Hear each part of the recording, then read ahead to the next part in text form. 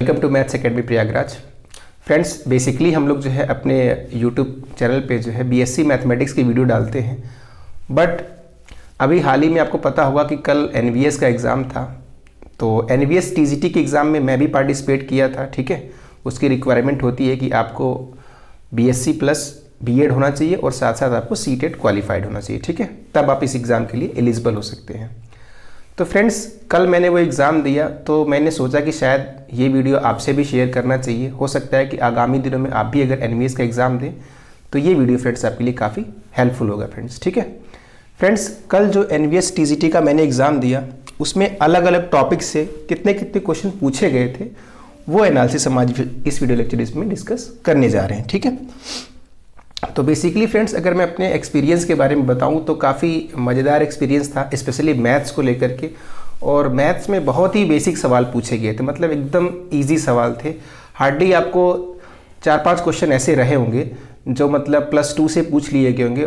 बाकी सारे जितने भी क्वेश्चन थे वो प्लस मतलब 10th लेवल से क्या थे, कम थे या 10th लेवल तक के सवाल आए हुए थे। तो एक तरह से देखा जाए तो सब्जेक्ट में आपके 80 क्वेश्चन थे, है ना। टीजीटी की मैं बात कर रहा हूँ फ्रेंड्स, टीजीटी को लेकर के आपके मैथ के टोटल 80 क्वेश्चन आए हुए थे मैथ सब्जेक्ट के, ठीक ना।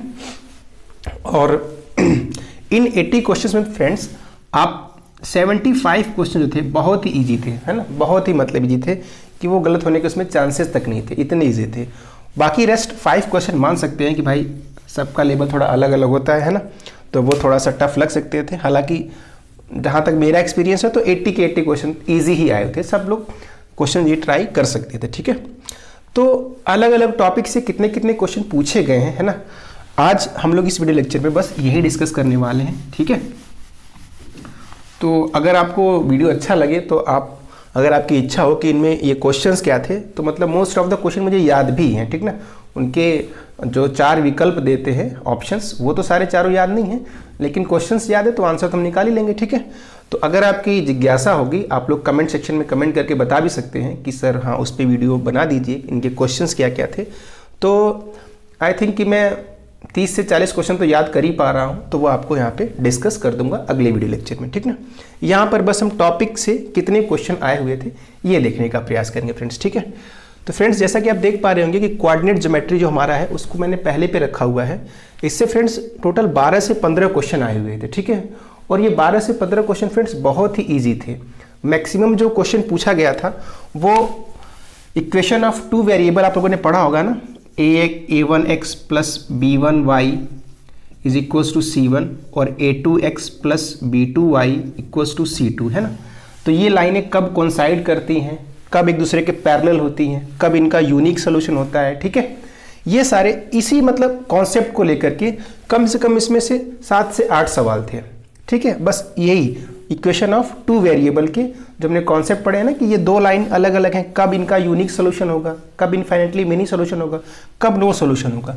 तो इसी को लेकर के कोऑर्डिनेट ज्योमेट्री में कम से कम 7 से 8 सवाल आए हुए थे।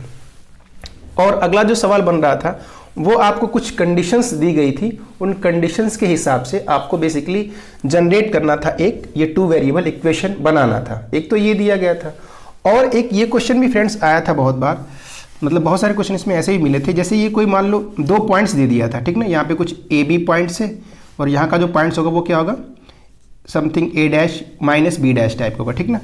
तो ये दोनों पॉइंट मिला रहा है, तो ये एक्स एक्सिस जो है ना, इस लाइन अगर इसको मैं a बोलूँ इसको मैं b बोलूँ तो ए बी को किस रेशियो में डिवाइड कर रही है। ठीक है, तो दूसरा टाइप ये था, कॉन्सेप्ट यूज हुए थे बस कोऑर्डिनेट ज्योमेट्री में, ठीक ना।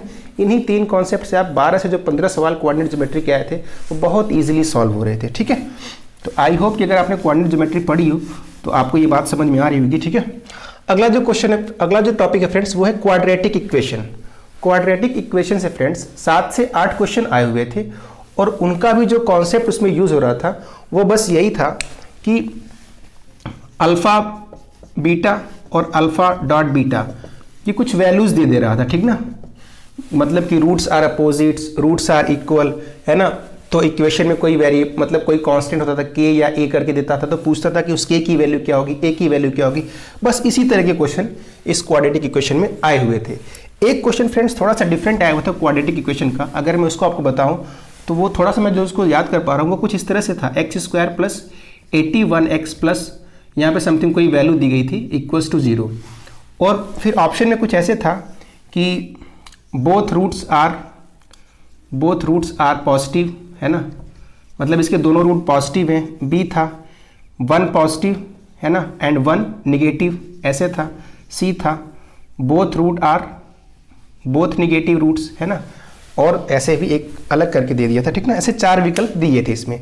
तो आपको बताना था कि इस इक्वेशन के यहाँ पे जो वैल्यू है वो मैं याद नहीं कर पा रहा हूँ कितना है, बट क्वेश्चन एग्जैक्टली यही था, ठीक ना। तो ये बताइए, आप इसके आंसर देख सकते हैं कि यहाँ पे ए की साइन भी पॉजिटिव है, ये बी मेरा भी पॉजिटिव है, और ये सी भी मेरा कैसा था, पॉजिटिव ही था।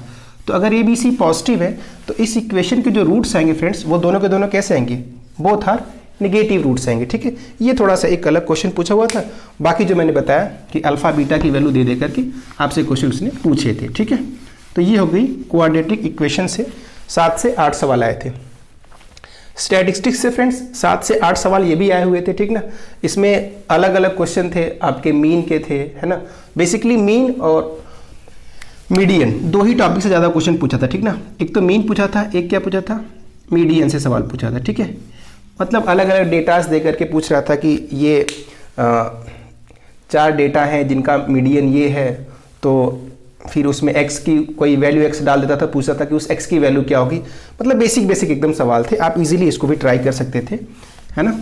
स्टैटिस्टिक्स के ये 7 से 8 सवाल आए हुए थे। अगला फ्रेंड्स जो टॉपिक है वो APGP HP का है। तो इसमें भी फ्रेंड्स 7 से 8 सवाल ही पूछे गए थे, और वो भी बेसिक एकदम आसान से सवाल पूछे गए थे, ठीक ना। जैसे कि आपको AP का nth टर्म निकालना आता हो, ठीक ना, nth टर्म का सम क्या फॉर्मूला क्या होता है, ठीक है। इन्हीं सारे फार्मूले पे बेस्ड ये सवाल आए हुए थे, है ना। और अगर मैं 2 सवाल आपको इसमें बताऊं तो एक सवाल तो यही आया हुआ था कि जैसे एक टर्म 4 था और इसमें अरिथमेटिक मीन डाल दिए थे 3, और ये 11 था, ठीक ना। तो A3 की वैल्यू पूछ लिया था। एक तो ये था R in AP, ये सब AP में है, तो बताइए कि A3 की वैल्यू क्या होगी।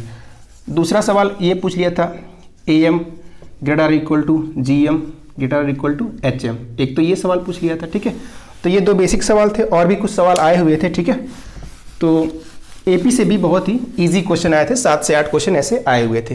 ट्रिग्नोमेट्री से भी फ्रेंड्स हाइट एंड डिस्टेंस के 1-2 सवाल थे, और बाकी जो हमारे एंगल के फॉर्मूले होते हैं ना, उन्हीं पे बेस्ड 7 से 8 सवाल ट्रिग्नोमेट्री के भी आए हुए थे। नंबर थ्योरी फ्रेंड्स देखिए 5 से 6 क्वेश्चन आए हुए थे नंबर थ्योरी के, वो भी एकदम आसान आए हुए थे, ठीक ना। नंबर थ्योरी के कॉन्ग्रुएंसेस अगर आपने पढ़ा हो तो एक सवाल कॉन्ग्रुएंसेस से था।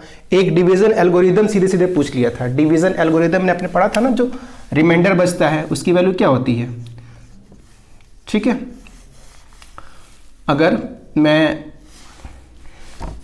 रिमाइंडर थ्योरम अगर आपको पता हो, रिमाइंडर थ्योरम पता हो, तो जो R ये रिमाइंडर बचता था वो क्या होता था, या तो 0 हो सकता था, या जिससे हम डिवाइड कर रहे हैं ना उससे छोटा ही रहता था। तो यही वाला ऑप्शन था, ठीक है। तो डिवीजन एल्गोरिथम सीधे सीधे पूछा गया था। और भी कुछ क्वेश्चन थे, कॉन्ग्रुएंसेस थे, और भी कुछ इसमें अलग अलग नंबर्स दिए थे। जैसे 6, एक तो था कि मतलब 6 की पावर समथिंग दे दिया था, कुछ ऐसे ना बड़ा सा नंबर दे दिया था, बोला था कि इसके यूनिट प्लेस पे क्या आने वाला। तो आप सभी को पता है कि यूनिट प्लेस पे क्या आएगा, 6 ही आएगा, चाहे उसकी पावर कुछ भी हो। तो एकदम बेसिक सवाल यहाँ पे नंबर थ्योरी के भी आए हुए थे। अगला जो टॉपिक है फ्रेंड्स वो ज्योमेट्री का है। तो ज्योमेट्री से आपको 4 से 5 सवाल मिल जाएंगे, ठीक है। 4 से 5 सवाल में क्वेश्चन बहुत ईजी थे। कुछ बेसिक थ्योरम्स अगर आपको पता हो, जैसे कि 2 पैरेलल लाइंस को ये एक लाइंस ऐसे डिवाइड करती है, तो इन एंगल्स के बीच में क्या क्या रिलेशंस होते हैं, ठीक है। इन्हीं पे बेस्ड 2 सवाल थे, ठीक है। और एक आध सवाल आपसे मतलब कि सर्कल बना करके पूछा था, ठीक है, ठीक है। इसकी कुछ वैल्यू दे दिया था कि 1, 1, 10 कुछ ऐसे वैल्यू दे दिया था, और आपसे इसकी वैल्यू कुछ पूछा था, ठीक ना। ये ABCD क्या थे, क्वाड्रिलेटरल था, और इसकी आपसे वैल्यू पूछ लिया था एंगल A कर की, ठीक है। तो ये भी एक क्वेश्चन आया हुआ था। इस तरह के question easy based theorem based आए हुए थे ज्योमेट्री के अंतर्गत, ठीक ना। अगर हम मेंसुरेशन की बात करें फ्रेंड्स, तो मेंसुरेशन से भी आपके बेसिकली आपका जो स्फीयर है, स्फीयर से 3-4 क्वेश्चन आए हुए थे, ठीक ना। स्फीयर और उससे कोन से लेकर के, ठीक ना, स्फीयर और कोन, इन्हीं दोनों को मिला करके आपके 6-7 सवाल आए हुए थे, ठीक ना। कभी एक हॉलो स्फीयर का भी क्वेश्चन आया हुआ था कि हॉलो स्फीयर को पिघला करके एक बनाया जा रहा है, कोई अलग स्फीयर बनाया जा रहा है, तो उसकी रेडियस वगैरह कुछ ऐसे पूछा था, ठीक ना। तो वो भी काफ़ी इजी सवाल था इसमें, ठीक है, मेंसुरेशन में। और एक पूछा था कि आपको कौन बना दिया गया है होलोस्फीयर को मिला करके, तो उसमें आंसर क्या आएगा। तो इस तरह के मेंसुरेशन के भी सवाल इस तरह से आए हुए थे। कैलकुलस की अगर हम बात करें फ्रेंड्स, तो कैलकुलस में भी आपके 6 से 7 सवाल देखने को मिले थे और बेसिकली वो भी बहुत ही ईजी थे, है ना। जो 6-7 सवाल आए हुए थे, एक तो उसने लिमिट का क्वेश्चन पूछ लिया था और एक आपका कंटिन्यूटी एंड डिफरेंशियबिलिटी से क्वेश्चन आया हुआ था, ठीक ना। इसी के बारे में शायद पूछा था कि sine x square by x, है ना, एट एक्स इक्वल्स टू 0 पे इसकी कंटिन्यूटी एंड डिफरेंशियबिलिटी पूछा था, ठीक ना। और एक फ्रेंड्स इंटीग्रेशन का भी सवाल आया हुआ था, ठीक है। तो अभी मैं इसको थोड़ा याद नहीं कर पा रहा हूँ इंटीग्रेशन का सवाल क्या आया हुआ था, क्योंकि मैंने उसको छोड़ दिया था। बेसिकली वो थोड़ा कैलकुलेटिंग था तो मैंने वो उसको स्किप कर दिया था, ठीक है। प्रोबेबिलिटी से फ्रेंड्स 3 से 4 सवाल आए थे। Simple basic law of multiplication आप जानते हैं, एडिशन प्रोबेबिलिटी का, तो आप वहाँ से भी ट्राई कर सकते थे। एक आध क्वेश्चन शायद प्रोबेबिलिटी डिस्ट्रीब्यूशन से भी एक आध क्वेश्चन रहा होगा, ठीक है। अगला हम बात करें बाइनोमियल थ्योरम से, तो यहाँ से भी 4 से 5 सवाल आपको देखने को मिलेंगे, ठीक है। बाइनोमियल थ्योरम से बस 3 ही टाइप के सवाल पूछे गए थे जहाँ तक मुझे याद आ रहा है। एक तो उसने ग्रेटेस्ट टर्म पूछ लिया था, एक आपसे ये पूछा था कि rth r+1th and r+2th term are in AP, है ना। ये सवाल आपने खूब देखा होगा, are in AP। Then find मतलब n कुछ फाइंड करना था शायद, या r कुछ फाइंड करना था, ठीक ना। तो ये भी सवाल आप काफ़ी इजी कर सकते थे। और एक तो एक्सपेंशन दे दिया था, है ना, उसका पूछा था कि इसका सबसे मतलब ग्रेटेस्ट कोफिशिएंट कौन होगा वो ढूंढ के दिखाओ। तो आपने पढ़ा होगा ग्रेटेस्ट कोफिशिएंट कैसे निकालते हैं, ठीक ना। और अगला जो टॉपिक है वो लॉगरिथमिक से फ्रेंड्स। लॉगरिथमिक से भी फ्रेंड्स 2 क्वेश्चन उसने पूछ लिए थे, वो काफ़ी ईजी थे। अगर आप लॉग की बेसिक प्रॉपर्टी जानते हैं, ठीक है, तो आप उसको कर सकते थे। जो क्वेश्चन था लॉग से वो कुछ यूँ था कि लॉग 0.3 था यहाँ पे समथिंग, और यहाँ पर कुछ x-1 था, और ये कुछ ऐसे इनइक्वलिटी थी शायद उसमें, यहाँ पे 0.009 था और यहाँ पर भी x-1 था, ठीक है। तो कुछ इसी तरह का सवाल बेसिकली उसने पूछा था। तो इसका भी जवाब आप दे सकते हैं इजीली। x कहाँ बिलोंग करेगा, किस इंटरवल में, ये क्वेश्चन आपसे पूछा था, ठीक है।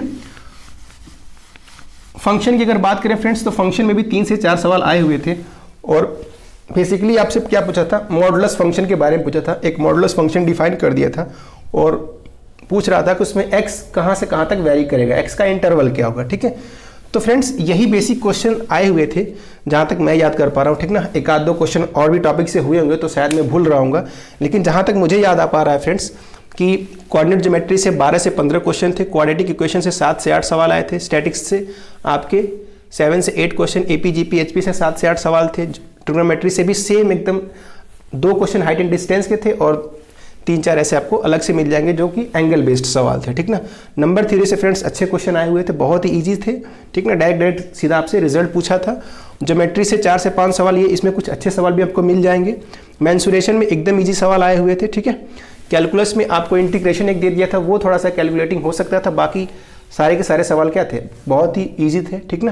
प्रोबेबिलिटी से एक क्वेश्चन आपको प्रोबेबिलिटी डिस्ट्रीब्यूशन से देखने को मिला था, बाकी सारे एडिशन एंड मल्टीप्लिकेशन बेस्ड थे। बाइनोमियल थ्योरम से केवल 2 कॉन्सेप्ट आए थे, एक आपको ग्रेटेस्ट टर्म पूछ लिया था और एक क्या पूछा था आपसे r+1th r+2th टर्म AP में हो तो n या r की वैल्यू पूछ लिया था। ऐसे ही एक लॉग से 2 सवाल आए थे और फंक्शन से भी मॉडुलस फंक्शन से सवाल बने थे फ्रेंड्स, ठीक है। कैलकुलस में एक लिमिट का सवाल भी आया हुआ था, सीधे एक सीरीज थी, ठीक है। तो ये फ्रेंड्स कुछ बेसिक्स क्वेश्चन थे, ठीक ना, जो आए हुए थे। आई होप कि जो मैंने आपको बताया ये जानकारी आपको अच्छी लगी होगी फ्रेंड्स। अगर आप फ्रेंड्स इनके क्वेश्चंस को भी जानने की जिज्ञासा रखते हैं तो प्लीज़ आप कमेंट सेक्शन में एक बार जाकर कमेंट करें और हमें बताएं कि हम उसके कुछ क्वेश्चन भी आपके लिए, क्वेश्चन वीडियो आपके लिए लेकर आए, ठीक है। तो ठीक है फ्रेंड्स, मिलते हैं नेक्स्ट वीडियो में। Thanks for watching friends.